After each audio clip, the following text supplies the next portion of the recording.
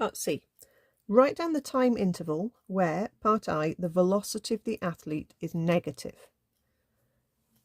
Okay, so again, thinking about our little sketch here, when is the athlete moving in the negative direction? Well, it's basically from the point where they were at their extreme right-hand position all the way to the point where they were at their extreme left-hand position. That's when they were traveling in the negative direction.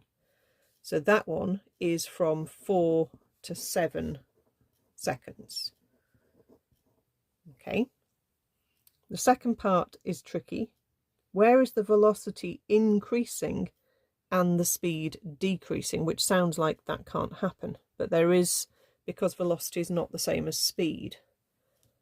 So again, think about this idea that the velocity is the gradient of the displacement time graph.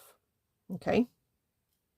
So up to 4, you had a positive velocity. Okay, the gradient there was positive. After t is 4, you've got a downward sloping line. Okay, all the way down there. Okay. But if we're thinking about, is that line beginning to start to increase? Between 4 and 6 is getting steeper downwards. Okay. After 6, it's starting to turn back upwards again. So it's basically where we're going around the minimum here, between 6 and 8, our velocity is continually increasing. It starts off at a very big negative value, but it's increasing because it's coming less negative, less negative, less negative, through 0, through positive. So all the way around that minimum shape, the velocity is increasing.